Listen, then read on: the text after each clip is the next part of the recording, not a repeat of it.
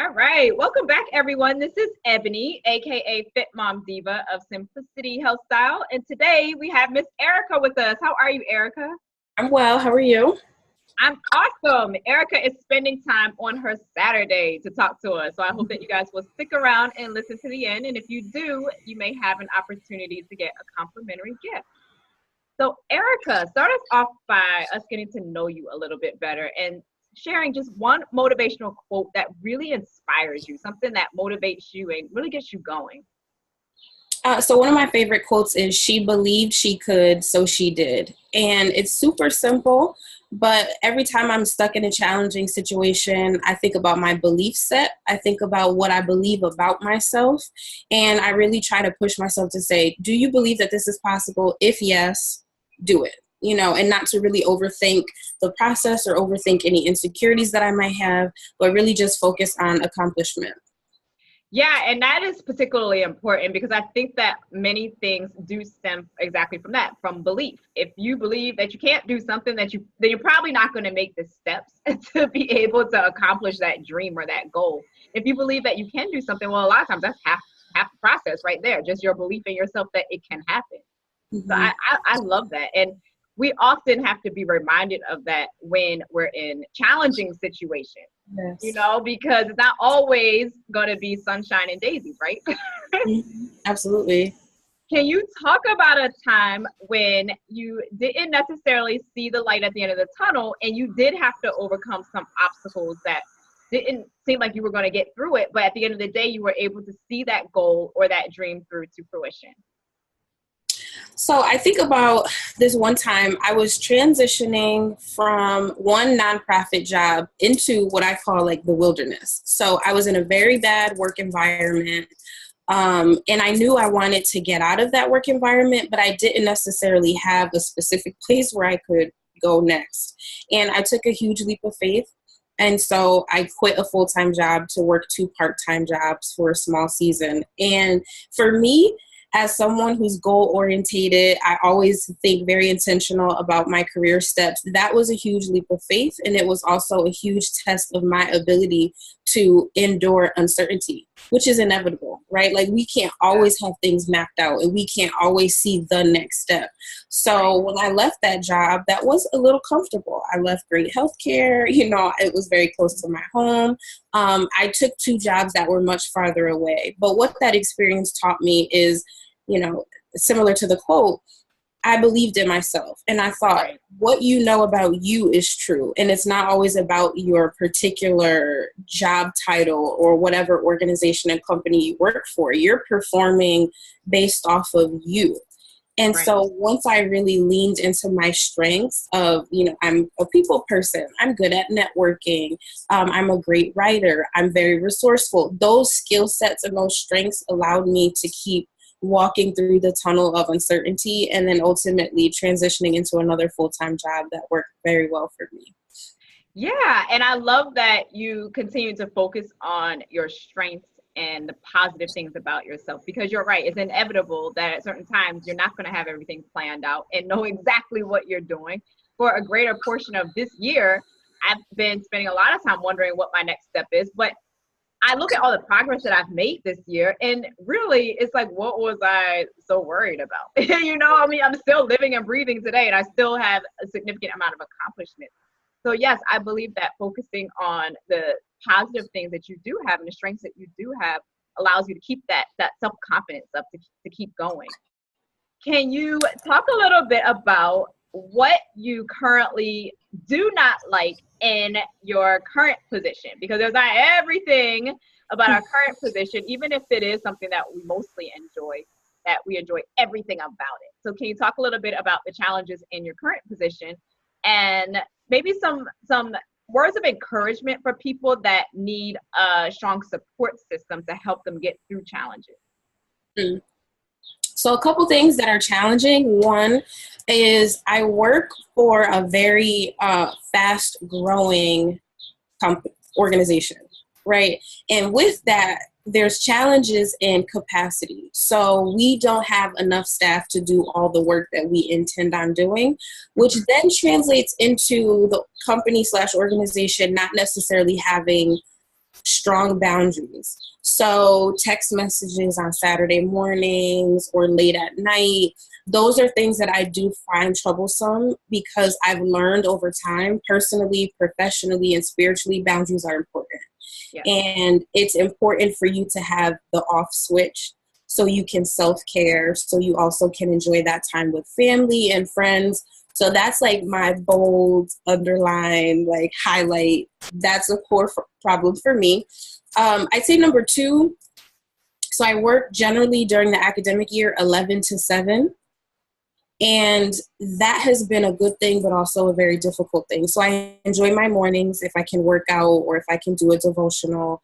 But at night, it's hard because everyone's mind, I don't care what job you have, if everyone's mind between 5 and 7, like those are dinner hours. Right. And I love cooking and I love relaxing while I cook. So that has been a trouble for me too, because I'm thinking, okay, sometimes I'm eating food out of Tupperware for weeks on end, and there's really no time for me to come back to my apartment and to cook and to digest mentally what happened in the day.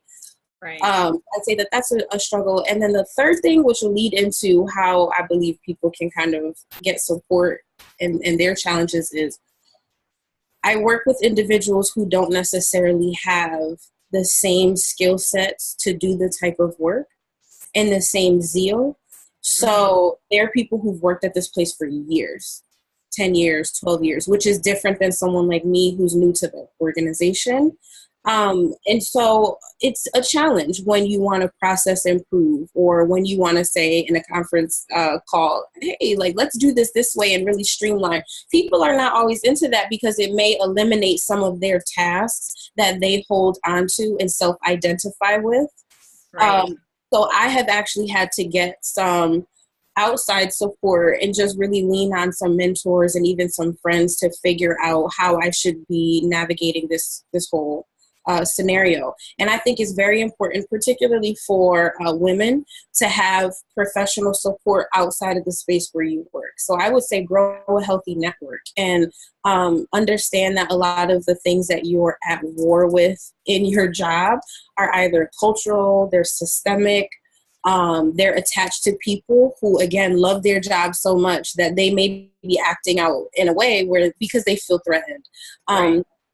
So I think it's always healthy for us to have people who we can talk to, people who can advise us, people who can support us, because you're going to have a bad day. You're going to come home and a meeting may have gone wrong. And for me, I'm working with young people. You know, there have been moments where there's been challenges with the way that I want to deal with a young person who's struggling academically versus the way my boss wants to intervene. And so I enjoy having people who I can talk to, and also people who can help me see the light and remind me of my strengths, remind me of who I really am, so I can go back to work the next day and kill it. Yeah, and I think that it's understanding different people's personalities and how they see the world and how they've been trained to learn how to interact with other people too. And not every job out there, even when you love it, is going to have everything about it that you love. And part of that is having to learn how to deal with certain people.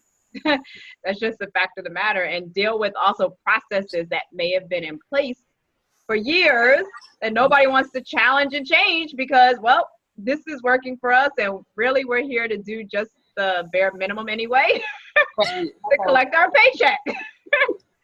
But I love how you're able to balance you working 11 to 7, a full-time job, and still being able to have a good support system online as well. You have a fan base that's growing, and it's obvious that you want to make an impact in the social media world as well. So can you talk to us a little bit about that as well? What is your intention behind that, and what kind of people would you like to bring in to help support you in that?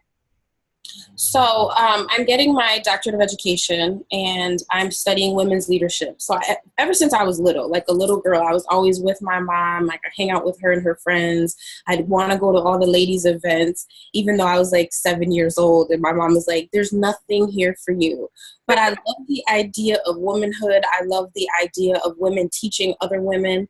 And so my goal with this platform, to be praised, is to amplify a lot of the wonderful experiences that I've been able to have and create more opportunity. So I do believe in having a healthy network. I believe in having women who I can call and say, can you pray for me? This is challenging, and really know and believe that they're going to do it. Right. Because we all know there's some people like, yeah, I'm going to pray for you. And, you know, they're not really. So right. I love that I've been able to meet women who are very intentional. I also love that I've been able to have some really seasoned women do teach back and help me grow into the woman that I am today and give me the caution quotes to give me some of their personal life experiences that may not have gone very well for them. And they're saying, listen, you know, if you don't do this, you'll have a better outcome. So right. With 23 is my main focus is cultivating community, but growing the leadership of women and really helping women execute their purpose. So yeah, we do workshops. I have podcasts. I started a young women's group locally, and all of the women who've participated in that group are doing the things that they love. And we help one another. You know, there's one young woman who just graduated from law school. And when she first was a part of our group, she was in college getting a business degree and wasn't connected, again, in her strengths, but thought, this is cool, like, you know, I want to do this. And then the more that we would do some of our workshop material, she found that she needed to be on a different trajectory. So anyone who wants to be connected to just good, solid sisterhood, good friendship, and just women helping women, they can check for us. Yes, I love that. And for those of you that are listening, all of her contact information will be in the description box. So I encourage you to seek people like Erika out, because during those times when you feel like you're in the dumps and you're not motivated, you really don't have a whole lot of inspiration around you, you log online and you see women like Erika doing these awesome things. It does nothing but encourage you to want to do more. I know that for myself, I don't necessarily stay down the dumps for so long. Because once I pop on social media and I see all my friends doing all these awesome things, I'm like, well, Ebonie, get yourself up and you need to do something too. You know, so, I mean, you could use that the other way too and feel bad about yourself and beat yourself up. But if you have any kind of drive about you, you tend to gravitate towards these kind of people. I love that. Erika, what would you say to people that are shy? Let's say that they don't feel like networking is their strong suit, and they know that social media is a platform where they can network with other people. And it really can be just as simple as sending a message to somebody, but they feel a slight reservation to that because they've never done that before. The only people they've ever contacted are people that go to their church or take school classes with them or live in their neighborhood, go to sporting events with them in their local area. How would you encourage those people to step outside their comfort zone and make some of these relationships online that are definitely available to them? I say start with your niche. We're more inclined to network or to connect with another human being around a similar interest. Yeah. So for me, I used to be really shy, believe it or not, and I love poetry. And so I remember there was a poetry class in my community, and I think it was like $25. And I thought, you know what? I'm interested in poetry. You know, this was before I went to a master's program for writing. So that was one way that I decided to connect to the outside world. I think everyone has something that they're really passionate about. It can be quilting, it can be cats, you know, it can be women's empowerment. And so if you're focused on what you love, you're more inclined to do a little bit more and connect with someone who's interested in that as well. And I'm just a firm believer in sliding in somebody's DM professionally because it's non-invasive. You may never have to see that person's face. Like when you messaged me, you didn't know what type of response you were going to get, right? But there's still, right. And so, you know, there's the nerves about it, but if you really think, it's worth the shot because we had something in common. And so it's really worth the effort. Just find that niche, find something that you're really passionate about. And 90% of your fear will go down. You'll still have a little bit of nerves about it, but that 10% is generally healthy nerves. Yeah. And that's exactly right. And it's almost one of those things that if the person isn't interested, they're not going to message you back and say, please don't DM me and get out of my face. They're just going to ignore you. Then you go on to the next person. So if anything, it can feel a little bit more comfortable than if you were to approach someone in person or make a live call to someone and then they have to come up with a reason of why, you know, they don't want to talk to you or slam the phone down on your ear, you know? So sending a simple message to someone on any of these social media platforms, the more often you do it, the easier you'll find that it is. For me, it's something that comes second nature at this point in my life. But I understand that some people out there are not used to networking. So as Erika said, finding a common interest, something that you love to do, and networking with those specific people. Conversation generally will flow much quicker than if you trying to extend yourself to someone that it's obvious on the outside that you don't have anything in common. You know, they're talking about football and you're interested in painting, you know? So I think that using a little bit of common sense in there is helpful, you know, connecting with people that you obviously probably have more to talk about than other people. Erika, what are your next steps? Because I know that this is not your point of arrival. What would you see like that you would like to happen in the next few years from now or next few months from now?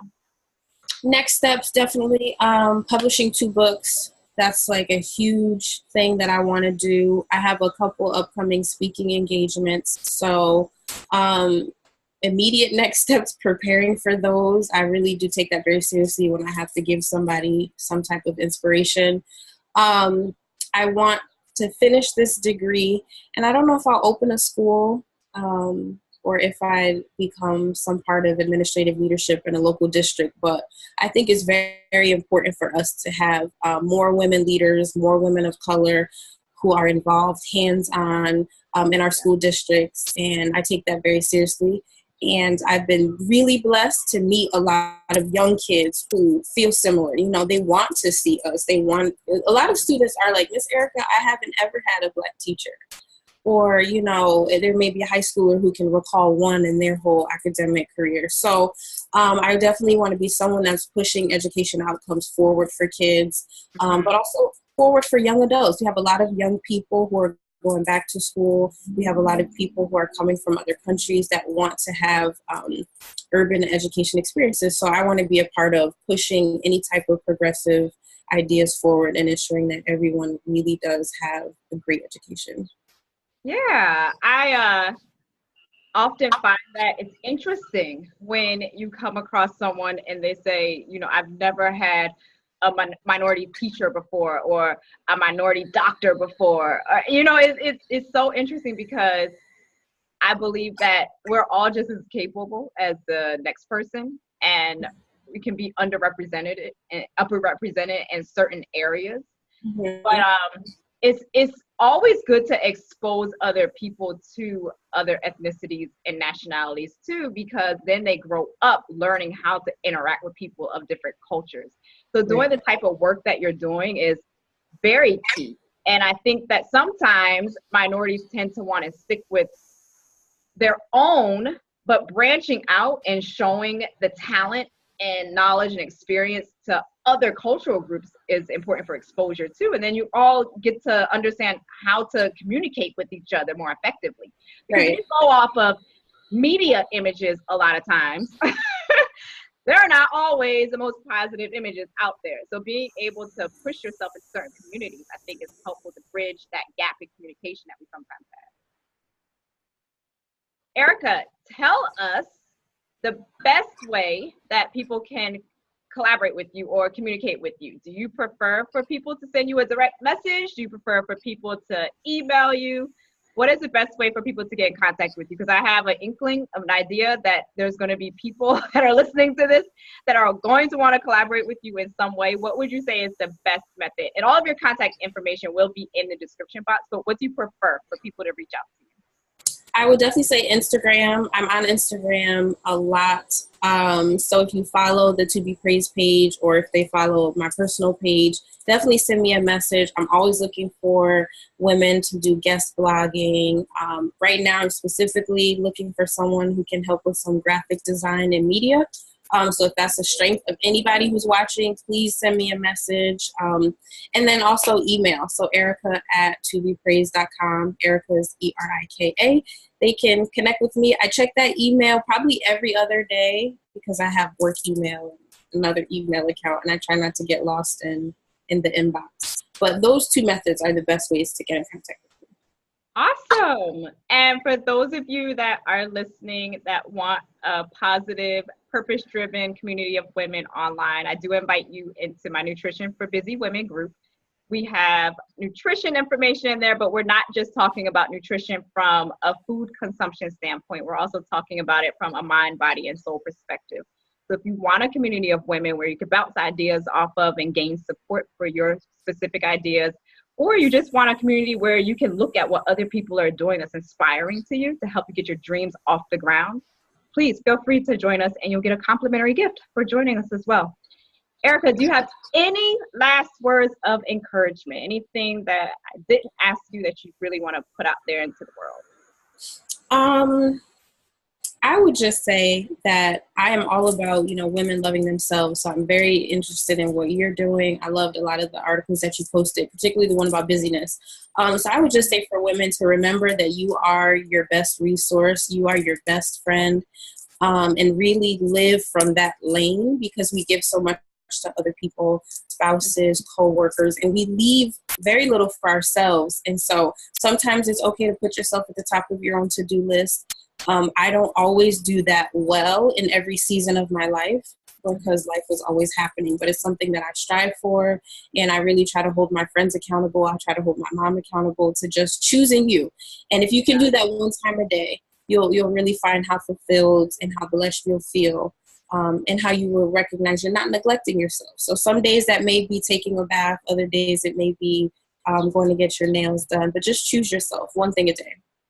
Yes, thank you. I appreciate you for bringing that up, because I'm all about people showing themselves love and not necessarily looking outward all the time to do it. Because if you're always looking outward, seeking external validation, sometimes you're not going to get it. And then you're going to beat yourself up because you're not getting it. So yes, showing yourself love and taking the time to do it. Because as you mentioned in my article about busyness, I see that so many ladies particularly are stretched in all different directions. They're a spouse, they're a child, they're a mother, they're a worker. There are all these different roles that they have to balance. And sometimes putting ourselves first feels selfish, but in all actuality, you don't put yourself first, how are you going to be able to serve all these other people effectively? So being able to provide yourself with the self-care, self-love that you need to grow and thrive is extremely important. Thank you so much, Erika. I really do appreciate you taking time out of your weekend to share some gems of knowledge with us. And for those of you that are listening, if you want to also share your experiences that you feel that could help women around the world, or you have a particularly awesome story that you want to be able to share so that other women know that they're not alone, feel free to contact me. As I said, all of my contact info will be in the description box. And I invite you into my Nutrition for Busy Women group if you want to get into even closer communication with me. You guys have an awesome rest of the day wherever you are in the world. And always remember to live simply, meaningfully, and purposefully. I'll talk to you all.